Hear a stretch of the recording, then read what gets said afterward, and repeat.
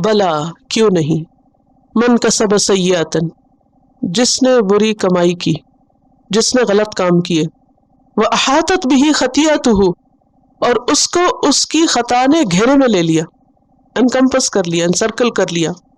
احاطہ ہوتا ہے جیسے کسی جگہ کو دیوار کے ساتھ بند کر دینا، یعنی کسی چیز کو اس طرح گھیر لینا کہ کوئی اندر باہر آ جا نہ سکے۔ تو اب یہاں یہ کہا جا رہا ہے کہ ہاں جو کوئی برا کام کرے گا اور پھر اس برائی میں ڈوب جائے گا، اس برائی میں وہ پھنس جائے گا، احاطت بھی خطیئت، اس کی خطا نے ارد گرد اس کے کیا کیا، اس کو گھیر لیا۔ فاولئک اصحاب النار، یہ آگ کے ساتھی ہیں، ہم فیہا خالدون جس میں وہ ہمیشہ رہیں گے۔ پچھلی آیت میں جو انہوں نے دعویٰ کیا نا کہ ہم جہنم میں نہیں جائیں گے سوائے چند دن کے، یہاں یہ کہا جا رہا ہے کہ تمہارا دعویٰ غلط ہے۔ بات یہ ہے کہ جو بھی کوئی برا کرے گا، خواہ وہ یہود میں سے ہو یا کوئی غیر یہود میں سے ہو یا اہل عرب میں سے ہو یا مشرکین میں سے ہو، جو بھی، من کا لفظ جو ہے نا یہ عام ہے، جو بھی غلط کرے گا، اور پھر غلطی کوئی چھوٹی موٹی نہیں، کیسی غلطی جو غالب آ جائے، کہ جو ساری نیکیوں کو بھی کھا جائے۔ دیکھیے دو طرح کے گناہ ہوتے ہیں، ایک وہ ہوتے ہیں جو انسان سے بھول چوک میں ہو جاتے ہیں، اور وہ ہر انسان سے ہوتے ہیں نا، اور پھر انسان توبہ کر لیتا ہے، پھر باز آ جاتا ہے، پھر چھوڑ دیتا ہے۔ تو ایسے گناہوں پر کیا امید ہے؟ معافی کی امید ہے۔ کن گناہوں پر؟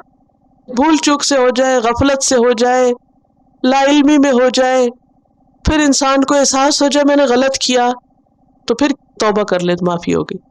کچھ غلطیاں ایسی ہوتی ہیں، کچھ گناہ ایسے ہوتے ہیں کہ جو انسان کو اپنے اندر اتنا غرق کر لیتے ہیں، وہ اتنے چھا جاتے ہیں اس کے اوپر کہ اس کے اندر نمبر ایک نیکی کرنے کا احساس ہی نہیں رہتا، اور اگر وہ کرتا بھی ہے تو ساتھ ہی اس کو تباہ بھی کر دیتا ہے، مٹا بھی دیتا ہے، اور پوری طرح وہ اس برائی کے اندر گم ہو جاتا ہے، کوئی توبہ نہیں کرتا، اسی حالت میں موت آ جاتی۔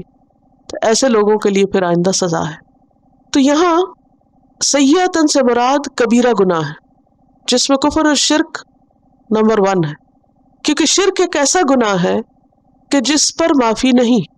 قرآن پاک میں آتا ہے نا، ان اللہ لا یغفر ان یشرک بہ ویغفر ما دون ذلک لمن یشاء، سورۃ النساء آیت 48۔ اللہ نہیں بخشے گا اس بات کو کہ اس کے ساتھ کسی کو شریک کیا جائے، اور اس کے علاوہ جس کو چاہے گا بخش دے گا۔ تو یہاں من کسب سیئۃ میں پھر کون سی برائی آ گئی؟ جیسے کفر ہے، شرک ہے، کیونکہ شرک کے ہوتے ہوئے جو نیکیاں ہیں وہ بھی کیا ہو جاتی ہیں؟ برباد ہو جاتی ہیں۔ تو پھر وَأَحَاطَتْ بِهِ خَطِیَّتُهُ، اور یہ سیئہ اور خطیہ ایک ہی چیز ہے۔ وہ جو شرک ہے اس نے اس کی زندگی کا احاطہ کر رکھا ہے، لہٰذا وہ اس سے نکلتا ہی نہیں، تو انجام بھی ویسا ہی ہوگا۔ اس کے برعکس ایسی غلطی کہ جو انسان کو گھیرے نہیں، اب مثلاً آپ دیکھیے کہ بعض لوگ جیسے کبیرہ گناہ بھی کر لیتے، مثلا کسی نے زنا کیا، اس کو احساس ہو گیا، اس نے توبہ کر لی، چھوڑ دیا، پاک صاف ہو گیا، اور اس کے دل میں اللہ کا ڈر رہا کہ کہیں اللہ مجھے پکڑے نہیں، اور پھر وہ اس پہ معافی مانگتا رہا۔ تو ایسے شخص کے لیے کیا امید ہے کہ جب وہ مرے گا تو اللہ تعالیٰ اپنی رحمت سے اس کو بخش دے گا۔